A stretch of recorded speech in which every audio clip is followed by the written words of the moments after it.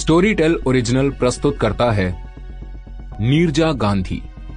Episode 9 कश्मकश। लेखिका शैंताल van मियलो। आवाज संकल्प रस्तोगी।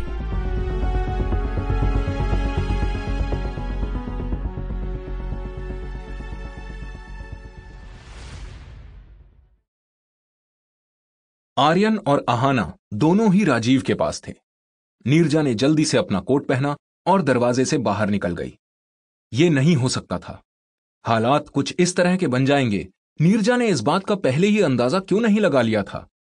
काफी दिनों से राजीव वही पुराना, खुद पर काबू रखने वाला इंसान नहीं रह गया था। और पिछले कुछ हफ्तों की उसकी वो अजीबोगरीब बातें भी तो थीं। वो सब उनके ब्रेकअप की वजह से नहीं था।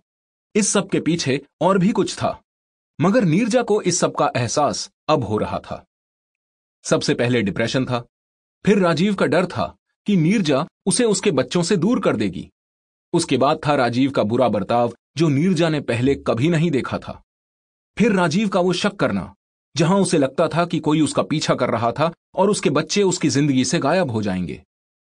क्या राजीव का डिप्रेशन पागलपन में बदल गया था? आखिर वो गया कहां था? बच्चों के साथ करना क्या चाह रहा था? वो गलियारे में प्रकाश से टकराई। अरे बड़ी जल्दी में हो तुम, कहां जा रही हो? Nothing, I have got to go. पर हम लोग वो रिकंस्ट्रक्शन करने लगे थे। राजीव मेरे बच्चों को ले गया है और किसी को नहीं पता वो कहां है। I have to go. Okay okay, मैं कुछ कर सकता हूं? पता नहीं, जैसे ही कुछ पता चलेगा मैं तुम्हें कॉल करती हूं। नीरजा जल्दी से सीढ़ियों से उतर के इमारत के बाहर चली गई। कार तक पहुंचते पहुंचते वो हाँफ रही थी। तो अब क्या? कहां जाना चाहिए था उसे? उसकी राजीव से बात नहीं हो पा रही थी। वो कहीं भी हो सकता था। कम ऑन नीरजा, सोचो कहां ले गया होगा वो बच्चों को। नीरजा ने अपना होठ इतनी जोर से काटा कि वो खून का स्वाद चख सकती थी। कहां हो तुम राजीव? वो बुदबुदाई। अगर उसे बच्चों के साथ कहीं जाके छुपना होता तो वो कहां जाता, जहां वो सुरक्षित महसूस करता? वो अपने मां बाप के घर नहीं था तो कहां था? घर। नीरजा को पहले घर वापस जाके कोई सुराग ढूंढना होगा। उसने कार में बैठ के साहिल को फोन किया। नीरजा, मैं एक मीटिंग में जाने वाला हूं, कुछ अर्जेंट है क्या? राजीव बच्चों को ले गया है। सीरियसली? कहां ले गया? पता नहीं, मैंने इस सबको इतना सीरियसली नहीं लिया। शिट, मैं कितनी बेवकूफ हूं Sahil, I am such an idiot. Calm down, calm down. तुमने क्या सीरियसली नहीं लिया? वो डरा हुआ था कि मैं बच्चों को उससे छीन लूंगी। आई थिंक कि उसे शायद कोई पागलपन का दौरा पड़ा है। पागलपन? अच्छा, पहले भी हुआ है उसके साथ ऐसा कुछ? नहीं, पर पिछले कुछ दिनों में वो काफी स्ट्रेंज बातें कर रहा था, जैसे कि वो किसी दूसरी दुनिया में रह रहा हो। डिल्यूजन्स। अब वो चला गया। उसने अपनी मां के यहां से बच्चों को पिक किया और वो चला गया। ये सब मेरी गलती है। नीरजा ने एक ट्रैफिक लाइट के लिए कार धीरे की।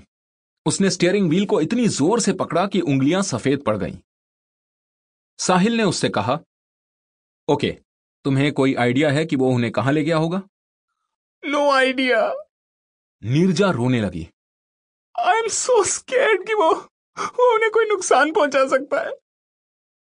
एक पल के लिए चुप्पी छा गई। नीरजा, देखो, ऐसा नहीं है कि आई डोंट बिलीव यू, पर तुम्हें सच में लगता है कि राजीव अपने बच्चों को हर्ट कर सकता है? उसने कहा था कि वो ऐसा ही कुछ करेगा साहिल, और मैंने एक सेकंड के लिए भी उसकी बात पर ध्यान नहीं दिया, क्योंकि मैं तो सिर्फ अपने उस फकिंग मर्डर केस के बारे में सोच रही थी। अच्छा, एक मिनट, एग्जैक्टली क्या कहा था उसने? उसने इस हफ्ते मुझे मैसेज किया था कि वो इस तरह जीना नहीं चाहता था, लेकिन वो अपने बच्चों को कभी नहीं छोड़ेगा, और ये कि मैं एकदम अकेली रह जाऊंगी। ठीक है, इसके दो अलग मीनिंग्स भी हो सकते हैं। यही तो मेरा पॉइंट है, वो चिल्लाई। मैंने उसे एक डिप्रेसिव स्टेटमेंट समझ के इग्नोर कर दिया था, लेकिन वो बच्चों को अपने साथ मार देगा, ये बात साफ साफ नजर आ रही थी। या फिर हो सकता है कि वो कहना चाहता होगा कि वो अपनी इस लाइफ को नहीं छोड़ना चाहता बिकॉज वो बच्चों को हर्ट नहीं करना चाहता। ये भी तो हो सकता है ना? Sample complete. Ready to continue?